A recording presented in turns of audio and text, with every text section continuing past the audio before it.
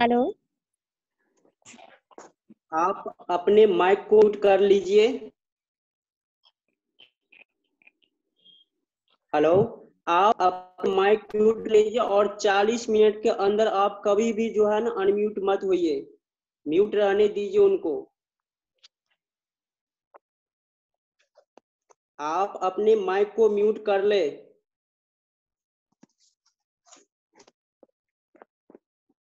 Good afternoon my dear students. आप सभी छात्रों सर। मैं आप सभी को फिर बोल रहा हूँ, फिर मैं बता रहा हूँ कि आप अपने माइक को म्यूट कर ले।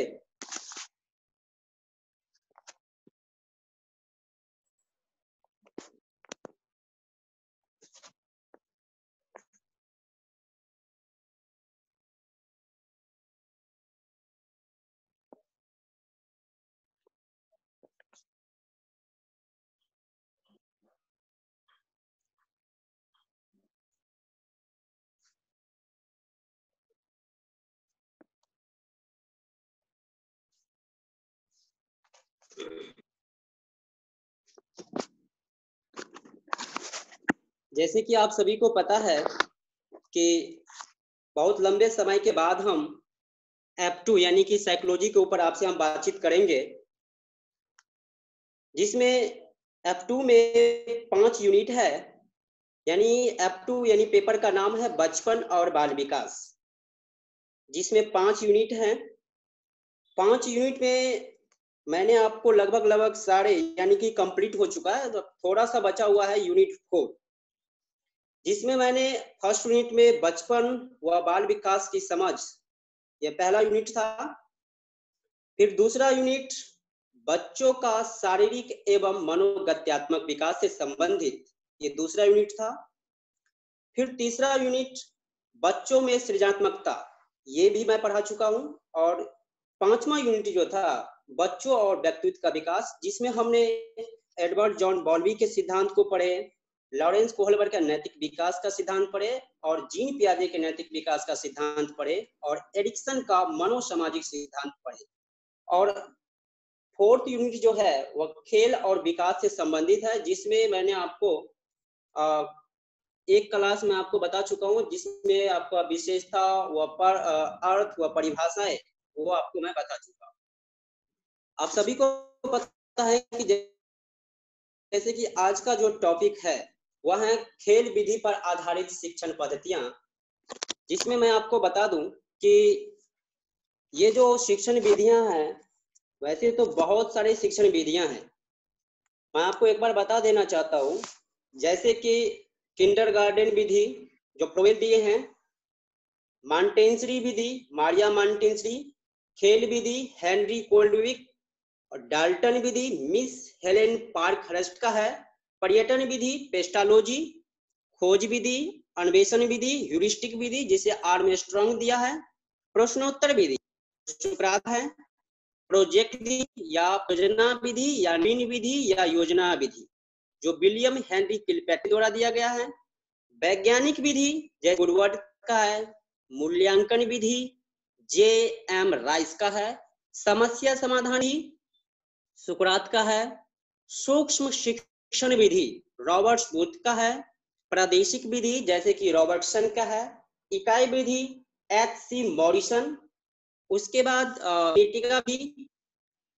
विनिटेगा विधि जैसे कार्ल्टन का है, उसके बाद डेक्राली शिक्षण विधि जो डेक्राली का है, ब्रेल पद्धति जो आप अपने माइक को म्यूट कर लीजिए, जो लुई ब्रेल का है, प्रक्रिया विधि जैसे कि कमेनियस का है, बेसिक शिक्षा महात्मा गांधी के द्वारा, समाज नीति विधि एल मोरेनो के द्वारा, फिर आगमन विधि अरस्तु, निगमन विधि अरस्तु, हर्बर्ट विधि, हर्बर्ट का है। प्रश्नावली विधि वुडवर्थ का है।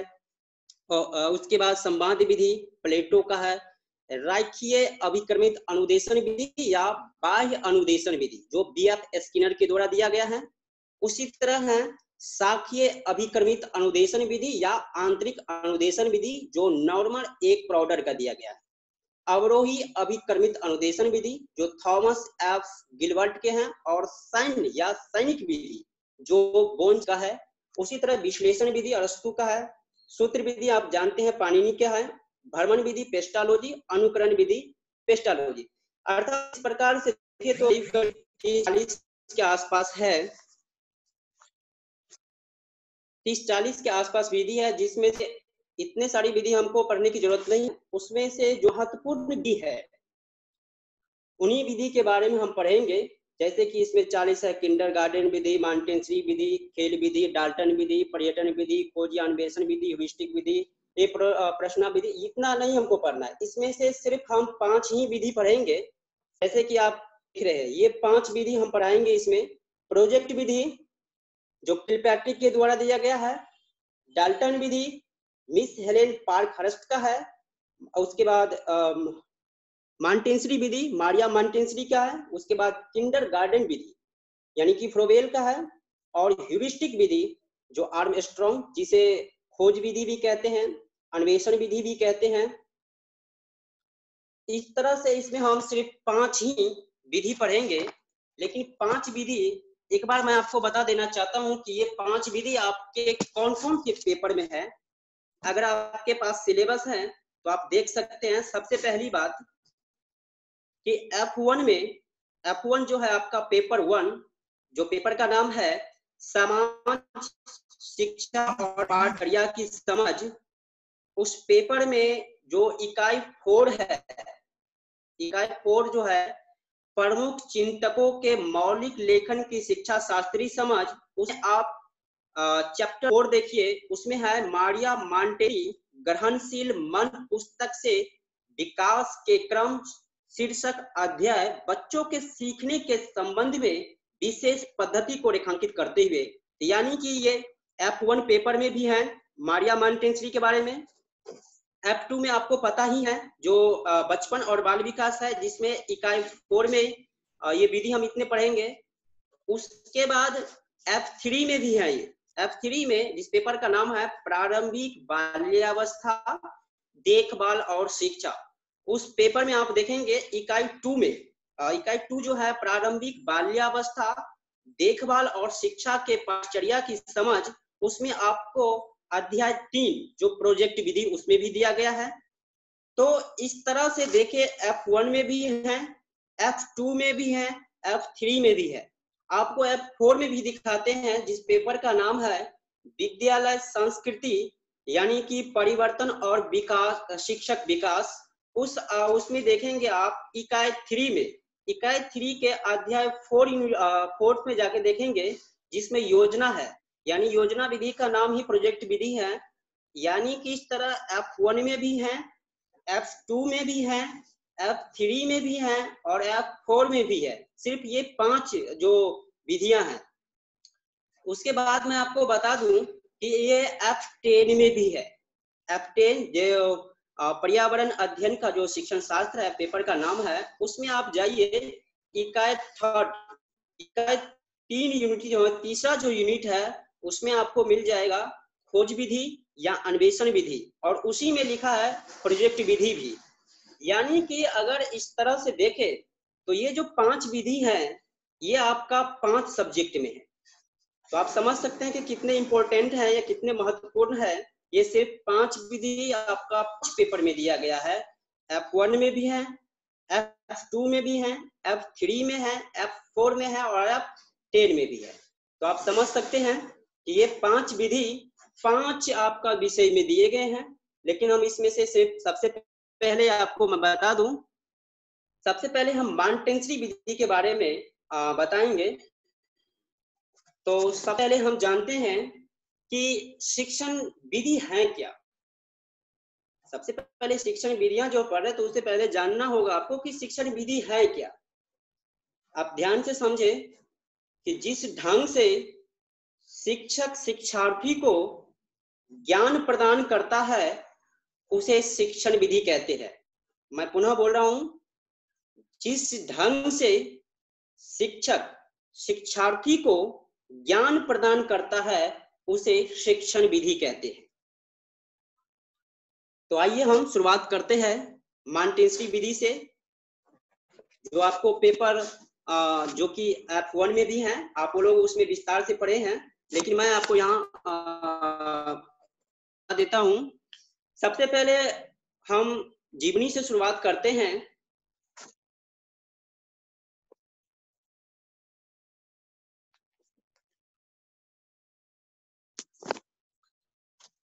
मॉन्टेसरी का जन्म 31 अगस्त 1870 को चियारवेले नगर, अनोखा प्रदेश, इटली में।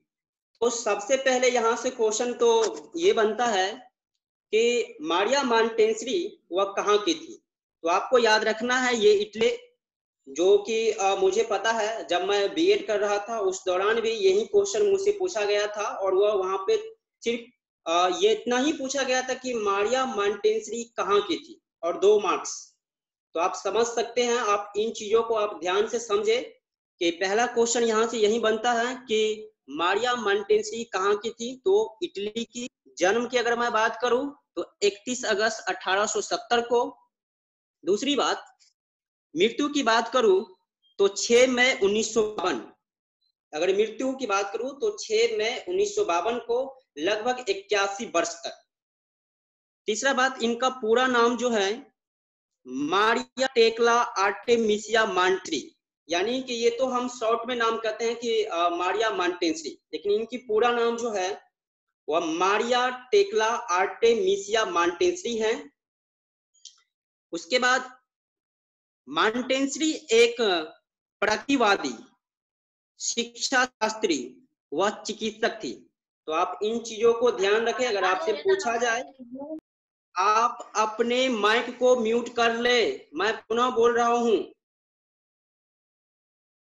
मॉन्टेसरी जो है वह एक प्रकृतिवादी, शिक्षा शास्त्री और चिकित्सक थी। यानी कि अगर आपसे पूछा जाए क्वेश्चन में कि मॉन्टेसरी, मारिया मॉन्टेसरी थी प्रकृतिवादी, अगर बी ऑप्शन मिल जाए शिक्षा शास्त्री, और थर्ड ऑप्शन दिया जाए चिकित्सक, और फोर्थ ऑप्शन दे दिया आपको उपयुक्त सभी, तो आप समझ गए कि उपयुक्त सभी होगा। इसीलिए आप ध्यान रखें कि वो मारिया मॉन्टेसरी प्रकृतिवादी, शिक्षा शास्त्री व चिकित्सक थी। नेक्स्ट पॉइंट, वह इटली पहली महिला शिक्षाशास्त्री थी। बहुत महत्वपूर्ण क्वेश्चन। यानी कि मारिया मॉन्टेसरी इटली की पहली महिला शिक्षा शास्त्री थी। तो आप समझ सकते हैं, यानी मॉन्टेसरी विधि के जन्मदात्री जो है मारिया मॉन्टेसरी, जिनका पूरा नाम आप सभी को पता है मारिया टेक्ला आर्टेमिसिया मॉन्टेसरी। कुल मिलाकर अगर मैं इस पेज की अगर बात करूं तो इसमें सबसे पहले आप ये याद रखें कि वह कहाँ की थी। दूसरा बात, वह प्रकृतिवादी थी, शिक्षा शास्त्री थी और चिकित्सक थी, और इटली की पहली महिला शिक्षा शास्त्री थी। तो आप इन चीजों को ध्यान रखें। अगर आप स्क्रीनशॉट लेना चाहते हैं तो आप ले सकते हैं।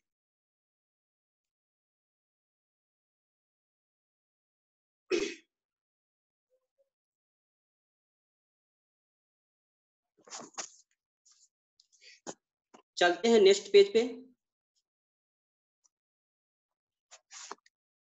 यानी कि मॉन्टेसरी पद्धति का जो निर्माण किया गया वह फ्रोवेल का जो है किंडरगार्टन पद्धति और सैगविन के मंदबुद्धि बालकों के लिए खोले गए स्कूल जो है वह पब्लिक स्कूल पद्धति, उस दोनों पद्धति में सुधार करने के बाद ये मॉन्टेसरी विधि का विकास किया गया।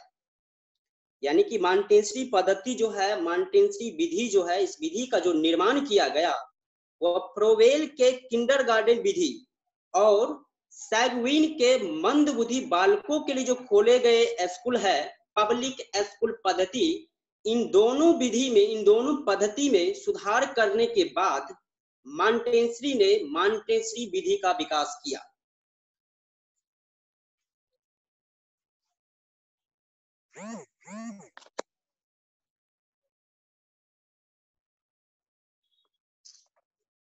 1894 में रोम विश्वविद्यालय में मंदबुद्धि बालकों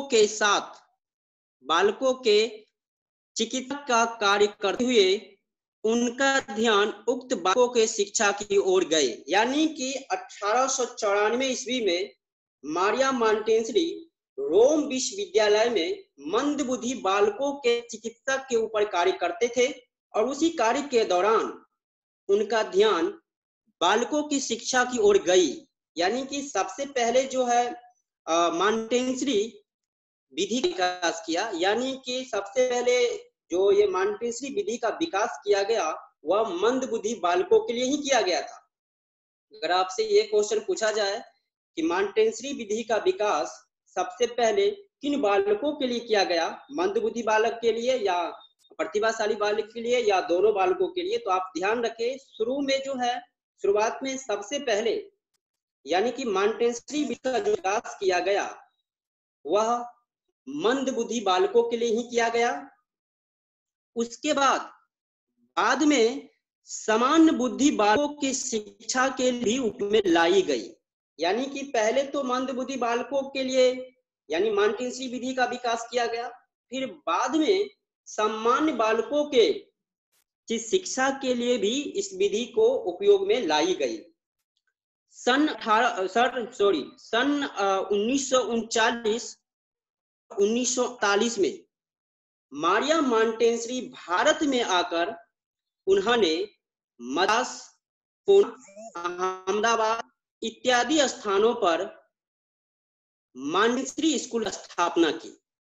यानी कि मारिया मॉन्टेसरी 1939 में और 1948 में भारत आकर उन्होंने मद्रास, पुणे, अहमदाबाद इत्यादि स्थानों पर मॉन्टेसरी स्कूल की स्थापना की। अगर आपसे पूछा जाए कि मारिया मॉन्टेसरी भारत आने के बाद किन स्थानों पर मॉन्टेसरी स्कूल की स्थापना की, तो आप यहाँ पे 3 चीज याद रखें। 3 स्थान है वो मद्रास, पुणे, अहमदाबाद।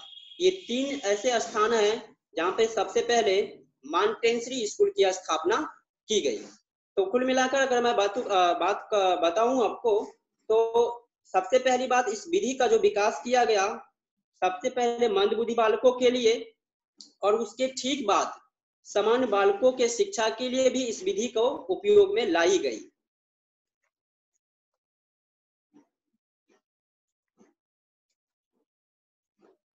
यानी कि मॉन्टेसरी विधि का जो अन्य नाम है यानी कि साहचर्य विधि। साहचर्य का अर्थ होता है, जैसे कि आप ये देख रहे हैं, जैसे कि फैन है, हैन है, पेन है। तो पहले चित्र दिखा दिए, चित्र अलग होते थे और ये नीचे जो लिखे गए हैं जैसे पेन, ये अलग लिख के रख दिए जाते थे। और पहले चित्र दिखा दिए और फिर ये जो लिखे हुए अक्षर है, जो लिखे हुए शब्द है, इनको आपस में मिक्स कर देते हैं।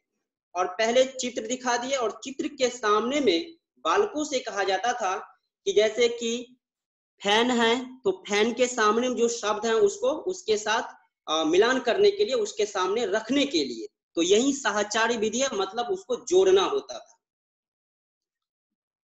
यह विधि जो है मॉन्टेसरी विधि, सभी को पता है कि खेल पर आधारित है।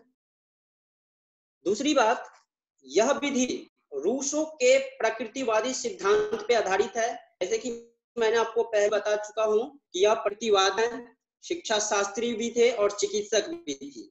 तो यह जो है रूसों के प्रकृतिवाद सिद्धांत पे आधारित है।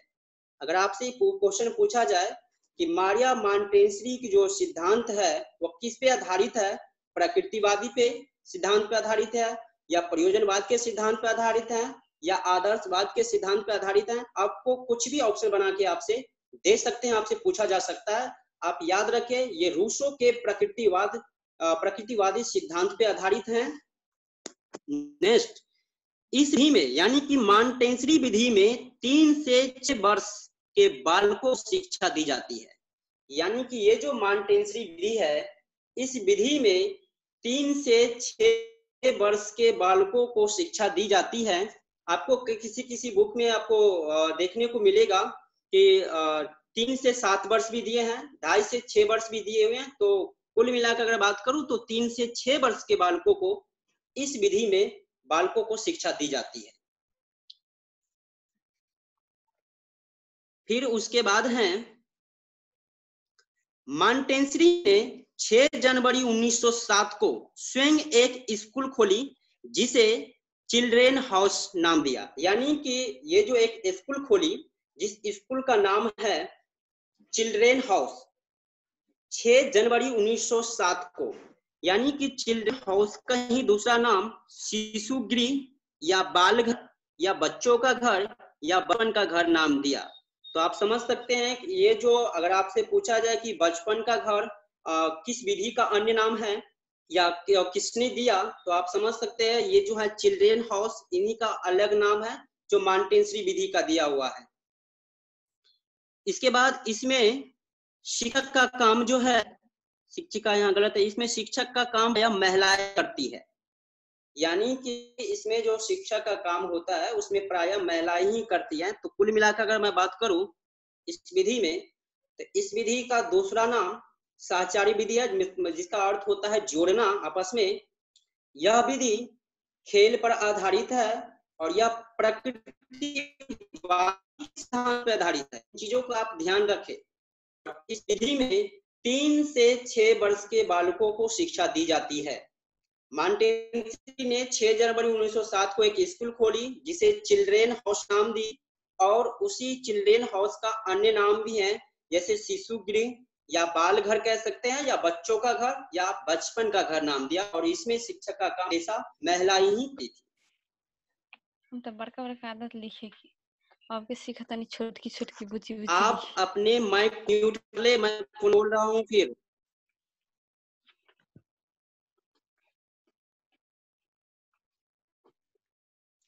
नेक्स्ट है वर्तमान में नर्सरी शिक्षा जो है इसी विधि पर आधारित है। यानी कि वर्तमान में जो नर्सरी शिक्षा है यानी कि मॉन्टेसरी विधि पर ही आधारित है। आप चीजों को ध्यान से समझे।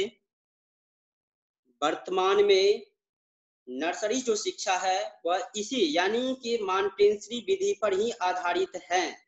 नेक्स्ट पॉइंट है इस विधि में प्रबोधक उपकरण का प्रयोग बालक द्वारा किया जाता है ताकि वह सभी ज्ञानेंद्रियों को प्रशिक्षित कर सके। ठीक यही क्वेश्चन यूपी टेट में पूछा गया है कि किस विधि में प्रबोधक उपकरण का प्रयोग किया जाता है या किया गया था। यानी कि किस विधि में प्रबोधक उपकरण का प्रयोग किया जाता है, यही क्वेश्चन पूछा गया है यूपी टेट में। आप ध्यान रखें यह मॉन्टेसरी विधि में, ताकि वह सभी ज्ञानेंद्रियों को प्रशिक्षित कर सके। नेक्स्ट है इस विधि को मॉन्टेसरी विधि को 3 भागों में बांटा गया है, जिसमें पहला है भाषा की शिक्षा, दूसरा कर्म इंद्रियों की शिक्षा और तीसरा ज्ञानियों की शिक्षा। यानी अगर आपसे पूछा जाए कि मॉन्टेसरी विधि को कितने भागों में बांटा गया है तो 3। पहला भाषा की शिक्षा, कर्म इंद्रियों की शिक्षा और तीसरा है ज्ञान इंद्रियों की शिक्षा। कुल मिलाकर अगर मैं बात करूं तो इसमें याद रखने के लिए आपको ये चीज याद है। सबसे पहली बात, बहुत महत्वपूर्ण क्वेश्चन, कि मॉन्टेसरी विधि में प्रबोधक उपकरण का प्रयोग बालकों द्वारा किया जाता है ताकि वह सभी ज्ञानेंद्रियों को प्रशिक्षित कर सके।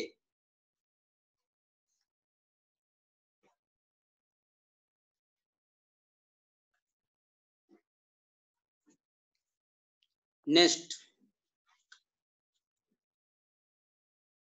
पहला जो है भाषा की शिक्षा, जैसे कि इस विधि में जो 3 भागों में बांटा गया, पहला है भाषा की शिक्षा। मारिया मॉन्टेसरी के विचारों से लिखना पढ़ने की अपेक्षा ज्यादा सरल है। यानी कि मारिया मॉन्टेसरी के विचारों के अनुसार लिखना जो है पढ़ने की अपेक्षा ज्यादा सरल है, इसलिए यह विधि सर्वप्रथम लिखना सीखने के पक्ष में है। यानी कि अगर आपसे यह पूछा जाए ऐसे कौन सी विधि है जिसमें लिखना सिखाने के पक्ष में जोर देते हैं या लिखना सिखाने के पक्ष में है, तो वह मॉन्टेसरी विधि है, जिसमें लिखने सिखाने के पक्ष में ज्यादा जोर दिया है पढ़ने का अपेक्षा।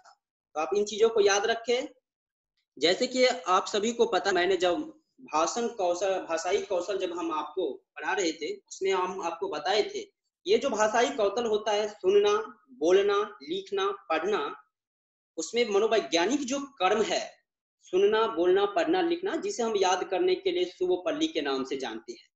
लेकिन मैंने आपको वहां पर भी बताया था कि मॉन्टेस्क्यू के अकॉर्डिंग जो अगर पूछा जाए तो पहले होगा सुनना, बोलना, लिखना, पढ़ना, क्योंकि इसका कर्म जो है उलटता है, यानी कि पहले लिखने के ऊपर वह ज्यादा बल देते हैं, उसके बाद वह पढ़ने के ऊपर बल देते हैं।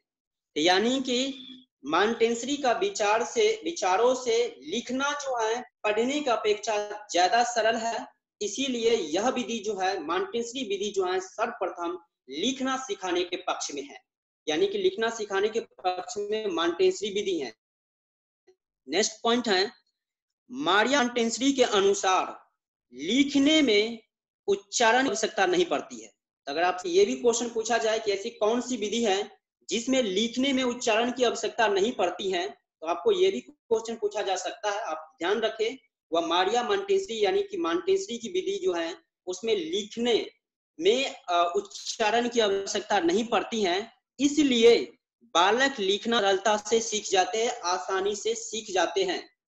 तो इस यानी कि कुल मिलाकर अगर मैं बात करूं तो सबसे पहले मॉन्टेस्क्यू जो भाषा को जो शिक्षा दी है उसमें लिखना सिखाने के ऊपर ज्यादा महत्व देते हैं पढ़ने की अपेक्षा। दूसरी बात, लिखना सिखाने में उनके अनुसार उच्चारण की आवश्यकता नहीं पड़ती है और इसीलिए बालक लिखना सरलता से सीख जाता है। नेक्स्ट,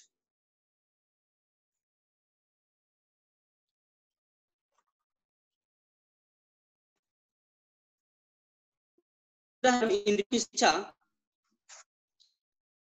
बाल या बाल भवन अपना देते हैं, तो यही बाल भवन आया को बालक स्वयं करते हैं, यानी बाल भवन में सभी कार्यों को, जितने कार्य है सभी कार्य बालक स्वयं करते हैं।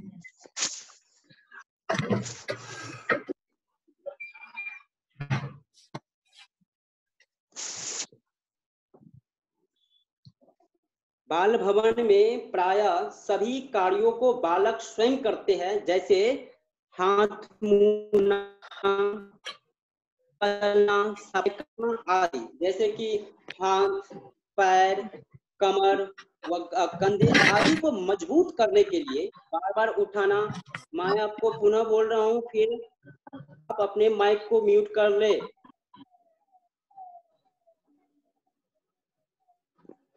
यानी कि कर्म इंद्रियों की शिक्षा जैसे कि हाथ, पैर, कमर व कंधे आदि को मजबूत करने के लिए बार बार उठाना, बैठाना, वजन उठाना, दौड़ना व अभ्यास करना। तो इससे होता है, इन सभी कार्यों को हाथ से करने के कारण उनका शारीरिक व्यायाम भी हो जाता है और कर्म इंद्रियों का विकास भी होता है, जो कि आप देख रहे हैं।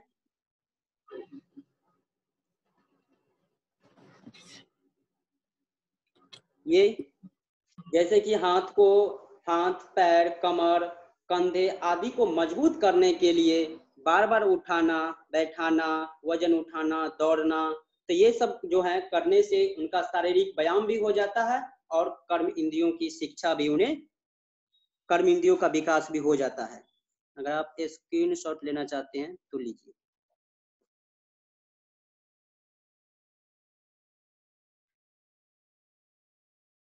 नेक्स्ट, तीसरा था ज्ञान इंद्रियों की शिक्षा। जैसे हमारे 5 ज्ञान इंद्रियां हैं, आंख, नाक, कान, त्वचा, जीवा, ये 5 इंद्रियां हैं। उसमें पहला है स्वाद इंद्रिया, यानी कि स्वाद हेतु विभिन्न प्रकार की गोलियों देना। दूसरा है चक्षु इंद्रिया, यानी कि विभिन्न प्रकार की वस्तुएं दिखाकर, यानी चक्षु इंद्रिया के द्वारा। तीसरा है ज्ञान इंद्रिया, यानी कि जैसे पुष्पों की सुगंध। चौथा है स्पर्श इंद्रिया, यानी कि छूकर, जैसे गर्म, ठंडा। पांचवा जैसे विभिन्न प्रकार के ध्वनियां उत्पन्न करने वाली घंटियों का प्रयोग करके। तो इस प्रकार से यानी कि मॉन्टेसरी विधि में कुल मिला के अगर मैं कहूँ तो ये मॉन्टेसरी विधि यहाँ कंप्लीट है। सेकेंड विधि जो है वह है किंडरगार्टन विधि।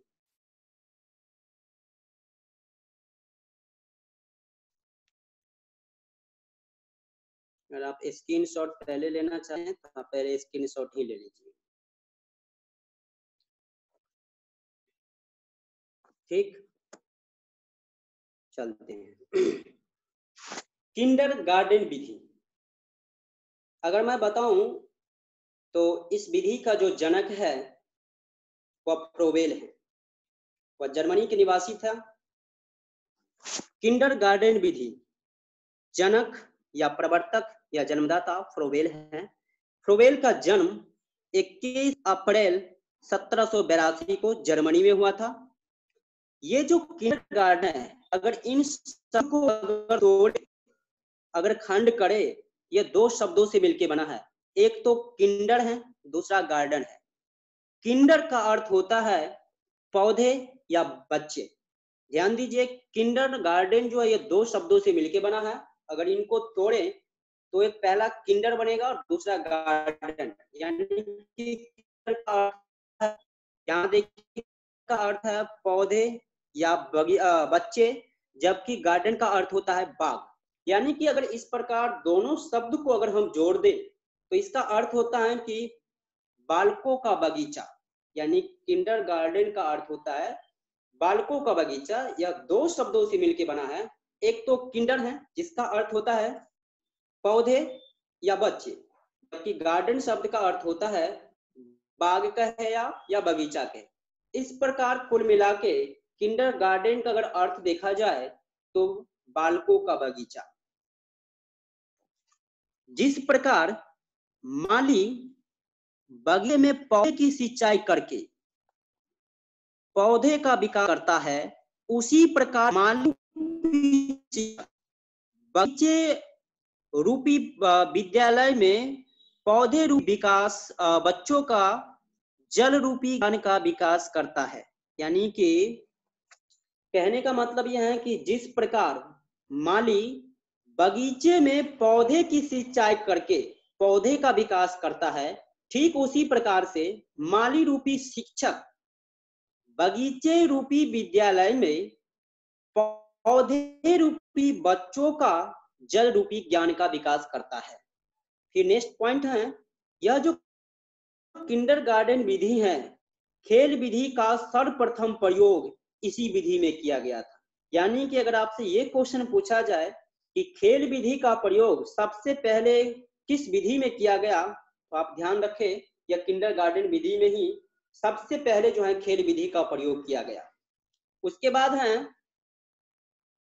कि इस विधि में पढ़ना पहले लिखना बाद में सिखाया जाता है। जबकि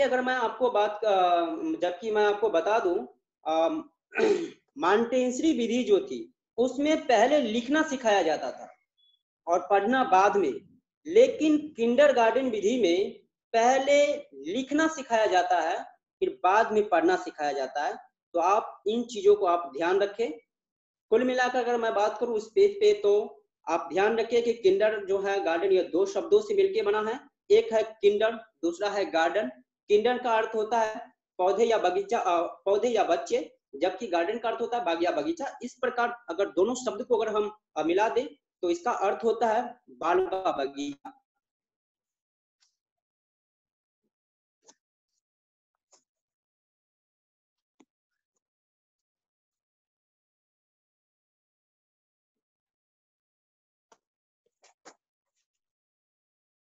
दूसरा है, आइए,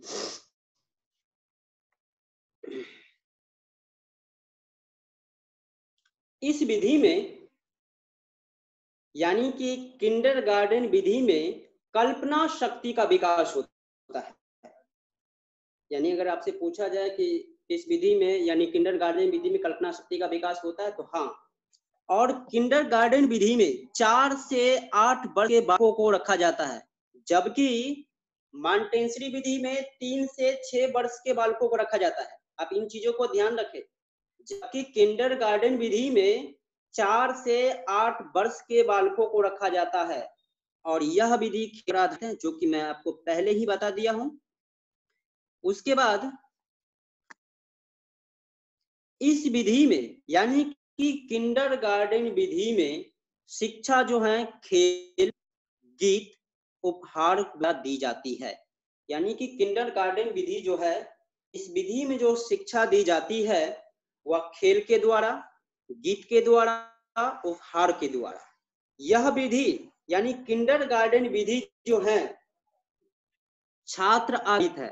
आप ध्यान रखें, अगर आपसे यहाँ क्वेश्चन पूछा जाए कि किंडरगार्टन विधि जो है वह शिक्षक आधारित है या छात्र आधारित है, दोनों आधारित है या इनमें से कोई आधारित नहीं, आप ध्यान रखें किंडरगार्टन विधि जो है वह छात्र आधारित है। अगर आप स्क्रीनशॉट लेना चाहते हैं ले सकते हैं।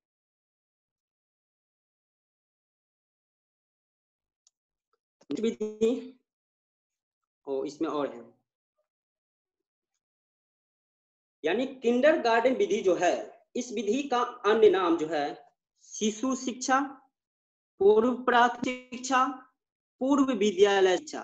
तो अगर आपसे अन्य नाम पूछा जाए कि पूर्व प्राथमिक शिक्षा किस विधि को कहते हैं, तो ये किंडरगार्टन विधि का ही अन्य नाम है, चाहे पूर्व विद्यालय शिक्षा कहे या शिशु शिक्षा कहे।